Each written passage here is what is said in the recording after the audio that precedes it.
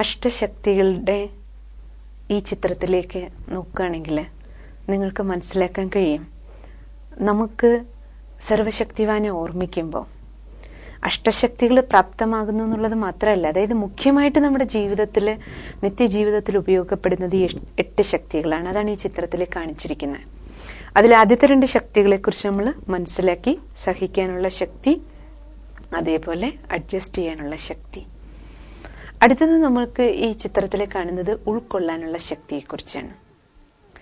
ഉൾക്കൊള്ളുക, പല കാര്യങ്ങളും പലപ്പോഴും നമുക്ക് ഉൾക്കൊള്ളേണ്ടി വരും. ചിലതൊന്നും നമുക്ക് ഇഷ്ടമുണ്ടാവില്ല, ചില വ്യക്തികളെയും നമുക്ക് താല്പര്യമില്ലാത്തതായിരിക്കും, ചില സാഹചര്യങ്ങൾ അങ്ങനെയുള്ളതായിരിക്കും. നമുക്ക് താല്പര്യമില്ലെങ്കിൽ പോലും ചില കാര്യങ്ങളെ ഉൾക്കൊണ്ടുകൊണ്ട് നമുക്ക് മുന്നോട്ട് പോകേണ്ടി വരും. കാരണം എന്താണ്, ഇപ്പോൾ ഏത് സിറ്റുവേഷനിലാണോ നമ്മുടെ ജീവിതം മുന്നോട്ട് പോയിക്കൊണ്ടിരിക്കുന്നത്, ആ ജീവിത സാഹചര്യങ്ങളെ നമുക്ക് ഉൾക്കൊണ്ടേ പറ്റുള്ളൂ. കാരണം സാഹചര്യത്തെ മാറ്റാൻ നമുക്ക് പറ്റില്ല, പകരം എനിക്ക് മാറാൻ പറ്റുള്ളൂ. അവിടെ പിന്നെ നമുക്ക് ചെയ്യാൻ പറ്റുന്നത് എന്താണ്, ആ സാഹചര്യങ്ങളെയും വ്യക്തികളെയും നമ്മൾ ഉൾക്കൊണ്ടുകൊണ്ട് മുന്നോട്ട് പോയാലേ നമുക്ക് അവരോടൊപ്പം നമ്മുടെ പാർട്ട് ബെറ്ററായിട്ട് പ്ലേ ചെയ്യാൻ പറ്റുള്ളൂ. ഇല്ലെങ്കിൽ എപ്പോഴും നമ്മുടെ ഉള്ളിൽ സ്ട്രെസ് ഫീൽ ചെയ്തുകൊണ്ടേയിരിക്കും. അവരുടെ ഓരോ ആക്ടിവിറ്റിയും നമ്മുടെ ഉള്ളിൽ വേദന ഉണ്ടാക്കിക്കൊണ്ടേയിരിക്കും. ബാക്കി ആദ്യം നമ്മൾ റിയലൈസ് ചെയ്യണം, എന്തുകൊണ്ട് ഈ വ്യക്തി, ഈ സാഹചര്യം എന്നെ മുന്നിൽ വരുന്നു, എന്തുകൊണ്ടെന്നാൽ തീർച്ചയായിട്ടും നമ്മുടെ കർമ്മത്തിൻ്റെതായ ചില കണക്കുകളായിരിക്കും. ഇന്നല്ലെങ്കിൽ ഇന്നലകളിൽ എപ്പോഴോ നമ്മളിൽ എങ്ങനെയോ ഉള്ള കണക്കുകൾ പോയിട്ടുണ്ട്.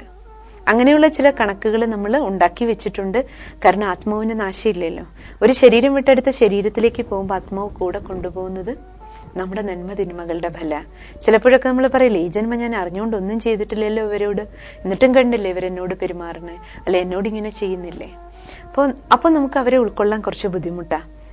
അപ്പം നമ്മൾ അവരുടെ അടുത്ത് നിന്ന് മുഖം തിരിക്കാൻ തോന്നും.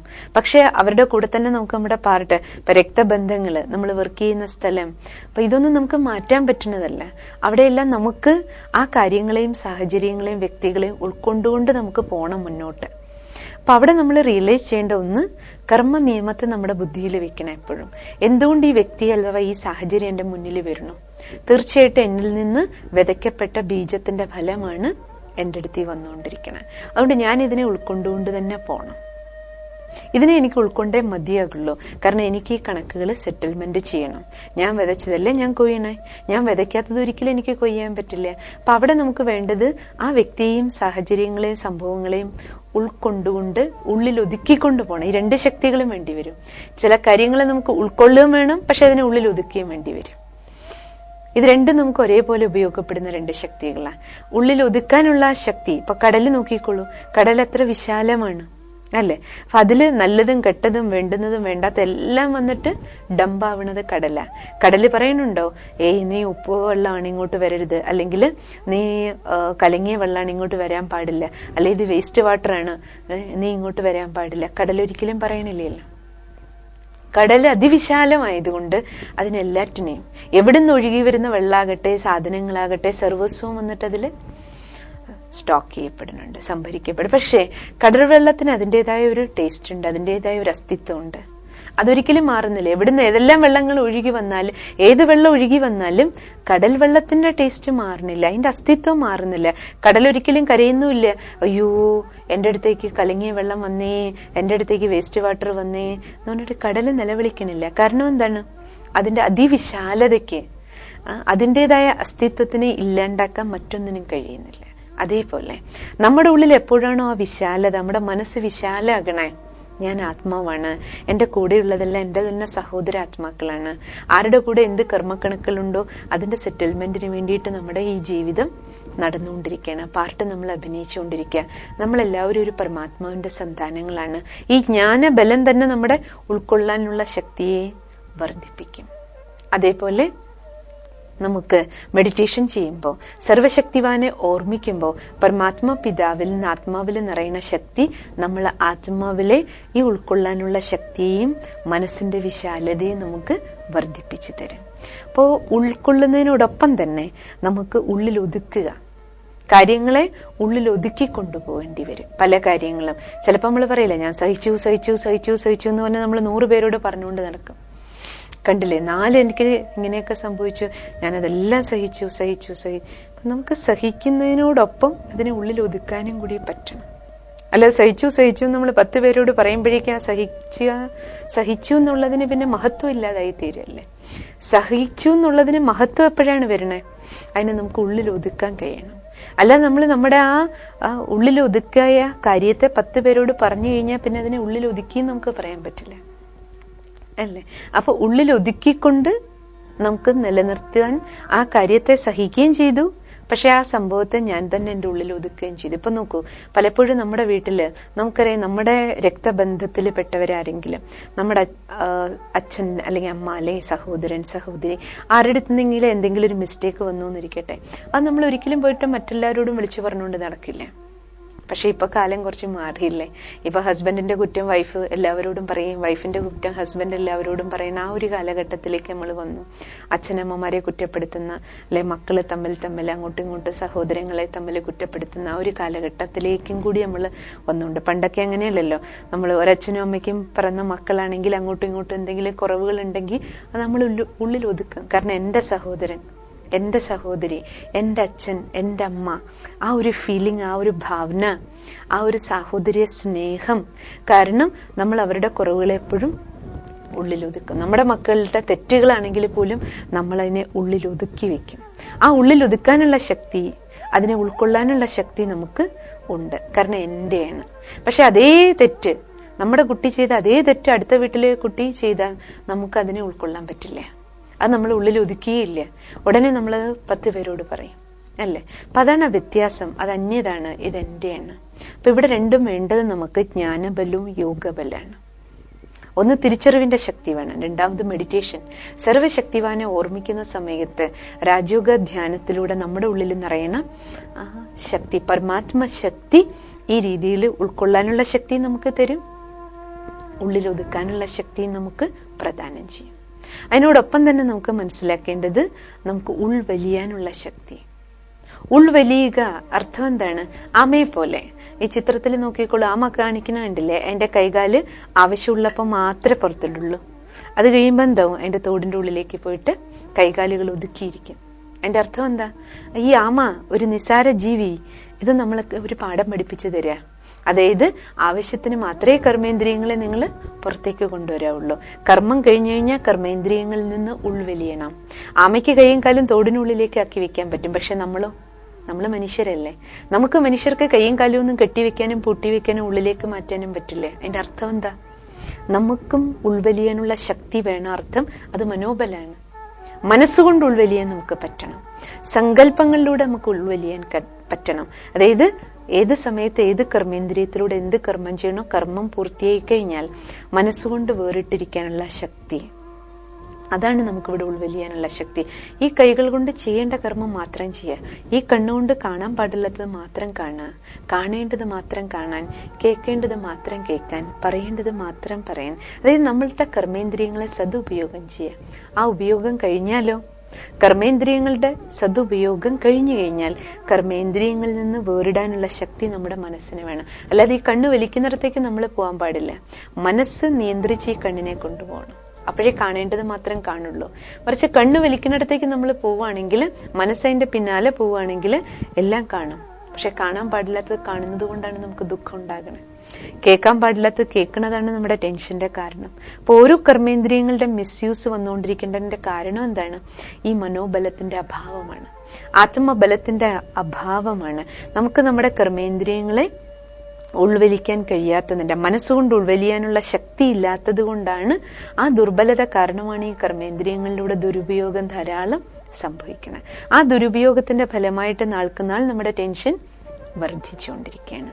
നമ്മുടെ സർവശക്തിവാന്റെ ഓർമ്മ, സ്നേഹപൂർവമായ സർവേശ്വര സ്മൃതി, മെഡിറ്റേഷൻ, ധ്യാനം നമ്മുടെ ഉള്ളില് ഈ ശക്തിയെയും വർദ്ധിപ്പിച്ചു തരും. തീർച്ചയായിട്ടും നമുക്ക് ഉൾവലിയാനുള്ള ശക്തിയും വർദ്ധിപ്പിക്കാൻ നിരന്തരമായ പ്രാക്ടീസിലൂടെ, ഡെയിലി, അതിലാണ് ഏറ്റവും പ്രധാനം, ഡെയിലി അഭ്യാസം. അത് നമ്മൾ മുടക്കാതെ ചെയ്യുകയാണെങ്കിൽ നമ്മുടെ ഈ മനോബലം വർദ്ധിപ്പിച്ച് ഇന്ദ്രിയങ്ങളുടെ മേലെ നമുക്ക് നിയന്ത്രണം കൊണ്ടുവരാനായിട്ട് കഴിയും. അതിനോടൊപ്പം അഷ്ടശക്തികളിൽ ഏറ്റവും പ്രധാനപ്പെട്ട മറ്റൊരു ശക്തിയാണ് തിരിച്ചറിയാനുള്ള ശക്തി. തിരിച്ചറിയുക, നമ്മൾ പറയില്ലേ, പ്രത്യേകിച്ചും കലിയുഗത്തിന്റെ ഈ വളരെയധികം ഇരുട്ട് നിറഞ്ഞിരിക്കുന്ന, അധർമ്മം നിറഞ്ഞിരിക്കുന്ന ഈ കാലഘട്ടത്തിൽ എവിടെ നമ്മൾ നോക്കിയാൽ സത്യം ഏതാണ്, മിഥ്യ ഏതാണ്, ശരി ഏതാണ്, തെറ്റേതാണ്? അപ്പോൾ ഇതിനെ തിരിച്ചറിയണമെങ്കിൽ പറയില്ലേ, ഇപ്പം നമ്മൾ ഇത് രണ്ടും കൂടി ശരി തെറ്റിനെ ശരിയായിട്ട് നമുക്ക് തിരിച്ചറിയാൻ പറ്റാത്ത ഒരവസ്ഥയിലാണ് പോയിക്കൊണ്ടിരിക്കുന്നത് അല്ലെ? പറയാറുണ്ടല്ലോ, ശരിയും തെറ്റും ഒരേ നാണയത്തിന്റെ രണ്ട് വശങ്ങളായിട്ടാണ് കാണപ്പെട്ടുകൊണ്ടിരിക്കുന്നത്. അങ്ങനെയുള്ള കാലഘട്ടത്തിലാണ് നമ്മൾ ജീവിക്കണേ. അപ്പൊ ഇങ്ങനെയുള്ള കാലഘട്ടത്തിൽ ജീവിക്കുമ്പോൾ ശരി ഏത്, തെറ്റേത്, റൈറ്റ് ഏത്, റോങ് ഏത്, നല്ലതേത്, കെട്ടതേത്, അപ്പോൾ അത് നമുക്ക് തിരിച്ചറിയണമെങ്കിൽ അത്രത്തോളം നമ്മുടെ മനസ്സിന് ക്ലാരിറ്റി വേണം. തിരിച്ചറിയാനുള്ള ശക്തി ഉണ്ടാകണമെങ്കിൽ മനസ്സ് ശുദ്ധവും ശാന്തവുമായിരിക്കണം. മനസ്സിന് എത്രത്തോളം ശുദ്ധി ഉണ്ടോ, മനസ്സ് എത്രത്തോളം ശാന്താകണോ, അപ്പോഴേ മനസ്സിന് ക്ലാരിറ്റി ഉണ്ടാവുള്ളൂ. ക്ലാരിറ്റി ഓഫ് മൈൻഡ് ഉണ്ടെങ്കിൽ മാത്രമേ ശരിയായിട്ട് തിരിച്ചറിയാൻ പറ്റൂ. അപ്പൊ കലങ്ങിയ വെള്ളം നമ്മൾ നോക്കിക്കഴിഞ്ഞാൽ, ഒരു പാത്രത്തിൽ കലക്കവെള്ളം വെച്ചാൽ അതിന്റെ അടിയിൽ എന്തുണ്ടെന്ന് നമുക്ക് അറിയില്ല. അതേസമയം അതേ പാത്രത്തിൽ തെളിഞ്ഞ വെള്ളം എടുത്താൽ ആ വെള്ളത്തിന്റെ അടിത്തട്ടിൽ എന്താണോ ഉള്ളത് അത് നമുക്ക് തിരിച്ചറിയാൻ കഴിയും. അതേപോലെ നമ്മുടെ മനസ്സിപ്പൊ കലങ്ങി മറിഞ്ഞിരിക്കുന്ന ഒരവസ്ഥയാണ്.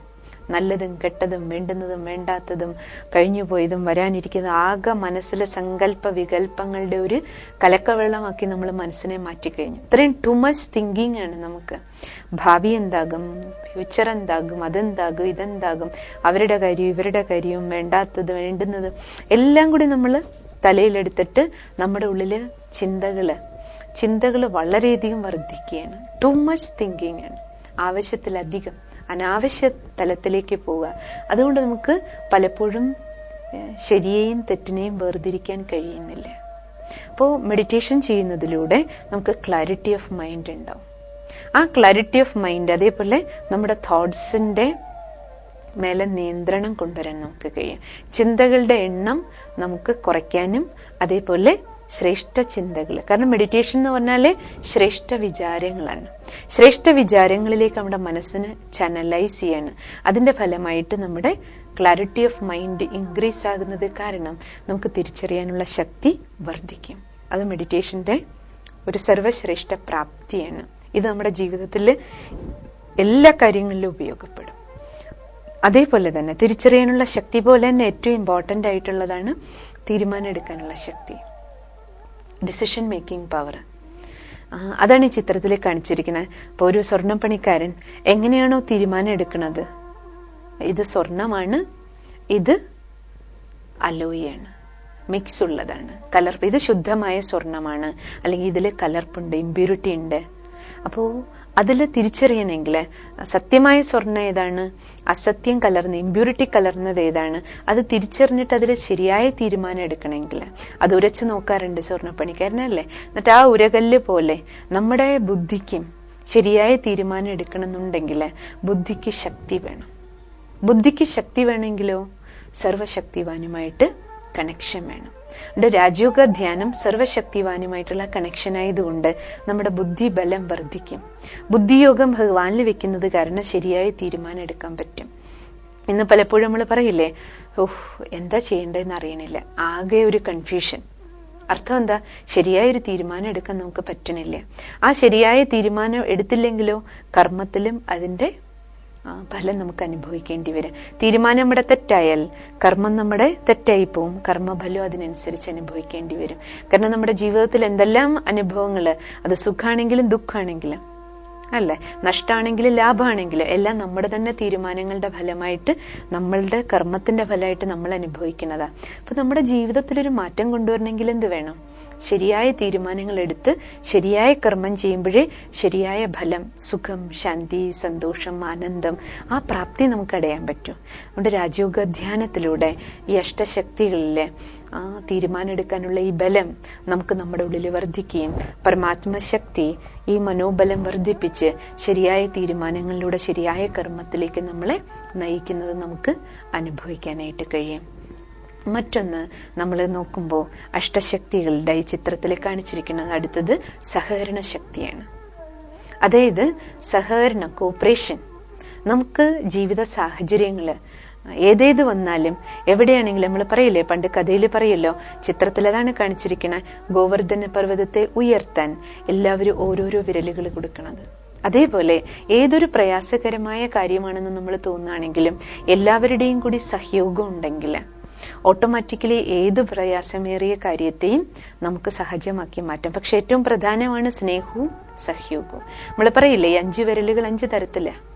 അതേപോലെ നമ്മൾ ഓരോരുത്തരുടെയും സ്വഭാവ സംസ്കാരങ്ങളിൽ അന്തരം ഉണ്ടാവും.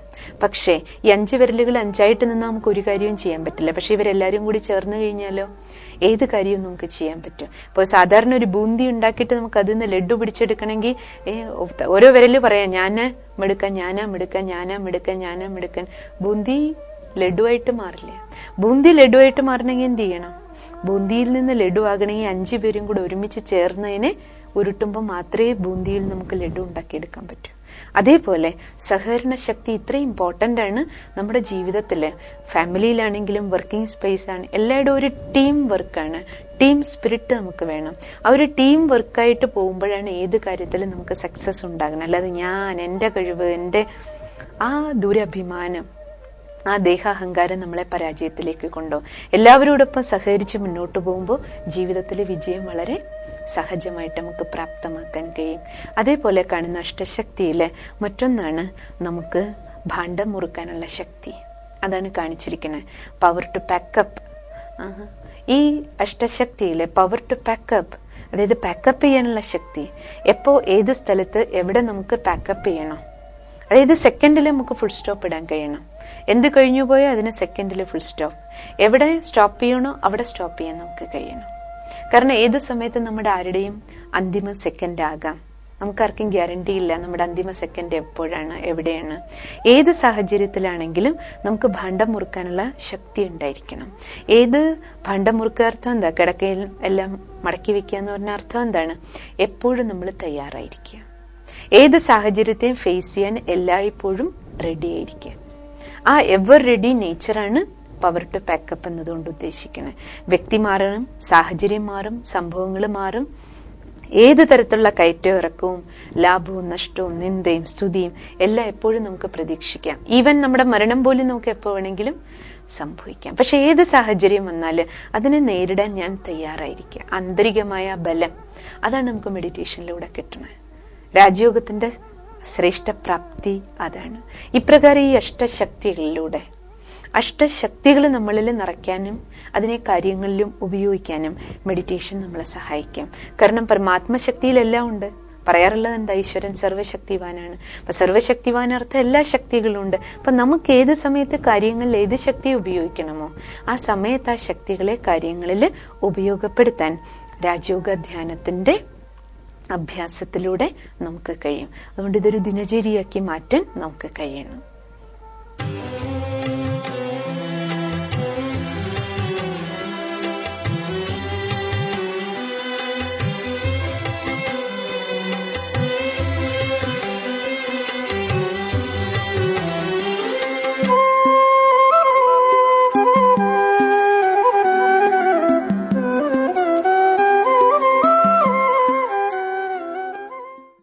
അല്പസമയം നമുക്ക് സർവശക്തിവാനെ ഓർമ്മിച്ച് ഈശ്വരീയ ശക്തികൾ നമുക്ക് നമ്മുടെ ഉള്ളിൽ നമ്മുടെ മനോബലത്തെ വർദ്ധിപ്പിക്കുന്നത്, നമ്മുടെ അഷ്ടശക്തികളെ ഉണർത്തുന്ന തരത്തിൽ ഈശ്വരീയ ശക്തിയുടെ അനുഭൂതി കുറച്ച് സമയം നമുക്ക് ചെയ്യാം. നിങ്ങൾ അതിനു വേണ്ടിയിട്ട് എവിടെയാണോ ഇരിക്കണേ അവിടെ നിവർന്നിരിക്കുക, അലർട്ടായിട്ടിരിക്കുക, ശാരീരികമായി വളരെ സ്വസ്ഥമായിട്ടിരിക്കുക. ബാക്കി എന്ത് ശ്രേഷ്ഠ സങ്കല്പങ്ങൾ കേൾക്കുന്നോ മനസ്സുകൊണ്ട് ആ സങ്കല്പങ്ങൾക്കൊപ്പം യാത്ര ചെയ്യാൻ ശ്രമിക്കുക. കണ്ണ് തുറന്നിരുന്നുകൊണ്ട് തന്നെ നമുക്ക് ഈ മെഡിറ്റേഷൻ ചെയ്യാൻ കഴിയും. കാരണം രാജയോഗ ധ്യാനം പ്രാക്ടിക്കൽ ധ്യാനമാണ്, പ്രായോഗിക ധ്യാനമാണ്, കർമ്മയോഗമാണ്. കർമ്മം എപ്പോഴും നമുക്ക് കണ്ണ് തുറന്നിരുന്നല്ലേ ചെയ്യാൻ പറ്റൂ. അതുകൊണ്ട് കണ്ണ് തുറന്നിരുന്നുകൊണ്ട് തന്നെ മെഡിറ്റേഷൻ പ്രാക്ടീസ് ചെയ്യുന്നത് വളരെ നല്ലതാണ്. അത് നമ്മുടെ കർമ്മത്തിലെ ഏകാഗ്രത വർദ്ധിപ്പിക്കാൻ വളരെ സഹായിക്കും. ബാക്കി എന്ത് കേൾക്കുന്നു അത് വായികൊണ്ട് ഉരുവിടണമെന്നില്ല. കേവലം മനസ്സുകൊണ്ട് ആ സങ്കല്പങ്ങൾക്കൊപ്പം യാത്ര ചെയ്താൽ മതി.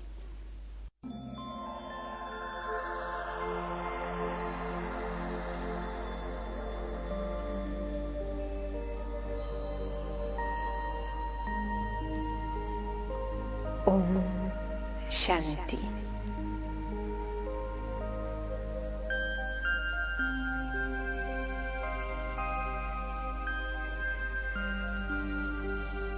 ഞാൻ എൻ്റെ ശ്രദ്ധയെ എന്നിലേക്ക് ഏകാഗ്രമാക്കുകയാണ്.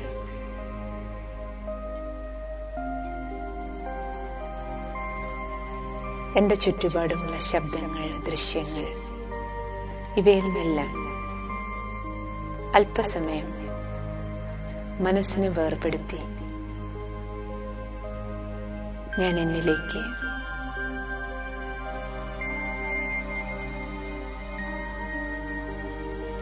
എൻ്റെ ചിന്തകളിലൂടെ അന്തരാത്മാവിലേക്കൊരു തീർത്ഥയാത്ര ചെയ്യുകയാണ്.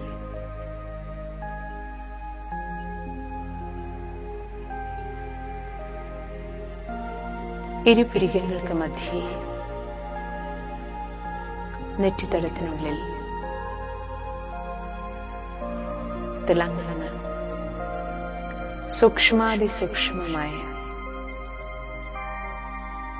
ചൈതന്യ ശക്തി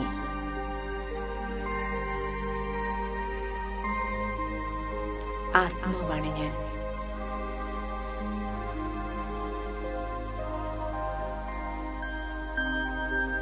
അനശ്വരനായ അവിനാശിയായ ഞാൻ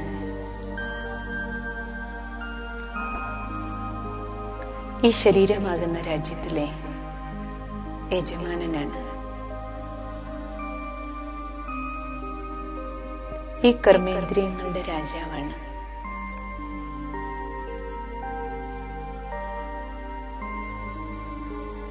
ഈ ദേഹമാകുന്ന വസ്ത്രം ഉപയോഗിച്ച് നാടകത്തിലെ എൻ്റെ റോൾ ഞാൻ അഭിനയിക്കുകയാണ്. ഞാൻ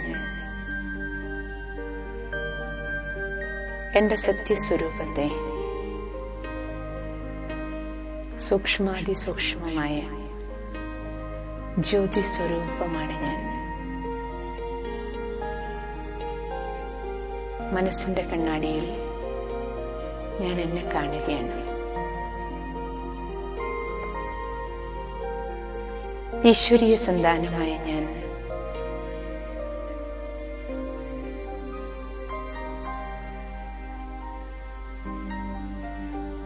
ഈ നാടകശാലയിലെത്തിയത് നിശബ്ദതയുടെ ലോകത്ത് നിന്നാണ്.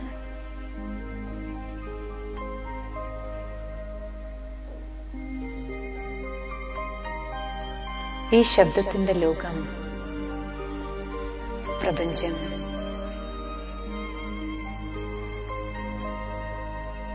നാടകശാല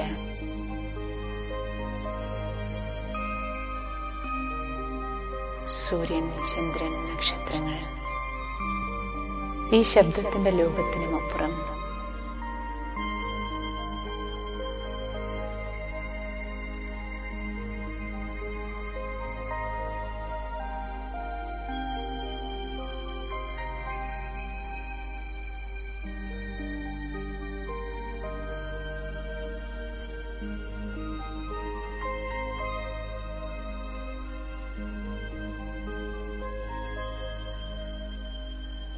സ്വർണ്ണ ചുവപ്പ് നിറം കലർന്ന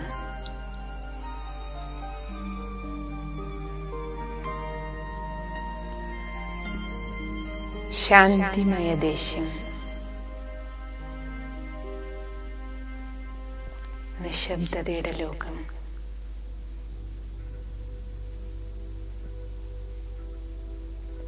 ആത്മാവയന്റെ നിവാസസ്ഥാനമാണ്. നക്ഷത്ര സമാനം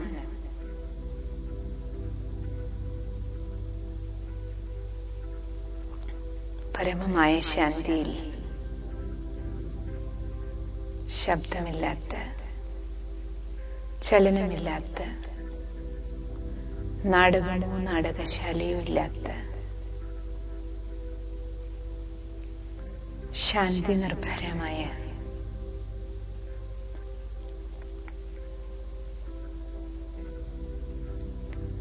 ശാന്തിധാമം, സർവശക്തിവാനായ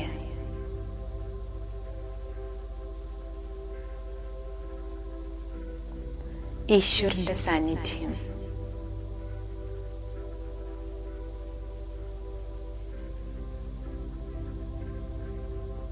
എനിക്ക് അച്ഛനും അമ്മയും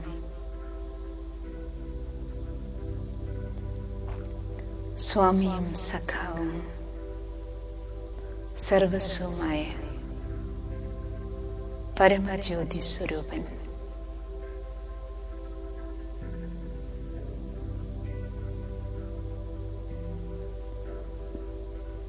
സർവശക്തിവാനിൽ നിന്ന്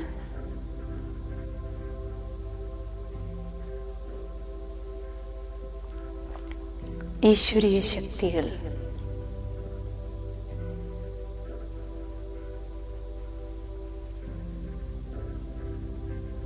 കറണ്ട് പോലെ എന്നിലേക്ക് പ്രവഹിക്കുന്നു.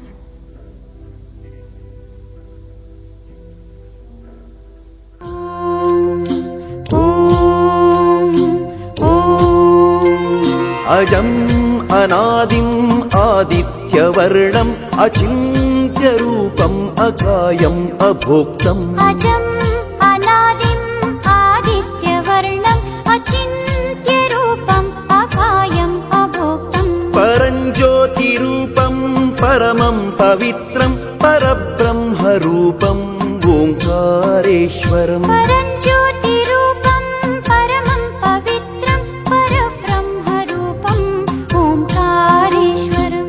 ഓം ഓം.